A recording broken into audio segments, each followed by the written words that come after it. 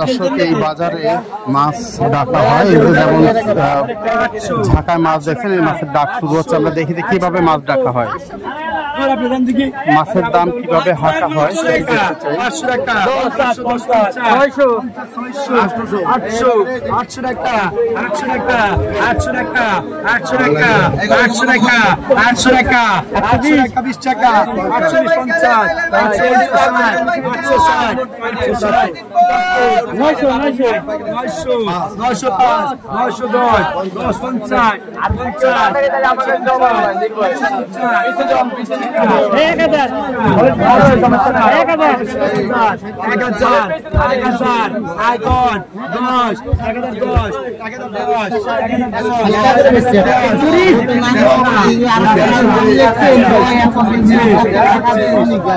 আমরা দেখছি যে মাছগুলো তার পাশে যারা দাঁড়িয়ে আছেন তারা এই ডাকে অংশ নিয়েছেন। কেউ 500, 800, 900, 1000, 1020 টাকা পর্যন্ত এখন ডাক উঠেছে।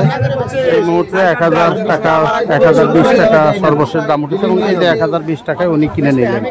1020 টাকায় বিক্রি হলো এই মাছ কটা। আমরা দেখতে পাচ্ছি যারা এখানে খুচরা ব্যবসায়ী তারা কিন্তু এই মাছ এখন তারা ওই যেমন বিভিন্ন জায়গায় বসে বসে বিক্রি করছেন, ঠিক তেমনি ভাবে বিক্রি করবেন। আমরা আজকে দেখাচ্ছি আপনাকে টেপাখোলা মাছ বাজারে মাছের ডাক কেমনে ওঠে, কিভাবে ওঠে, কিভাবে যারা নদী থেকে মাছ মেরে আসেন তারা কিভাবে বিক্রি করেন মধ্য ও স্বাস্থ্যভোগীদের কাছে, সেটি দেখছিলাম।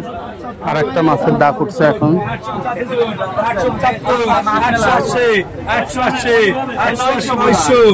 এই মাছটা দাম 900 টাকা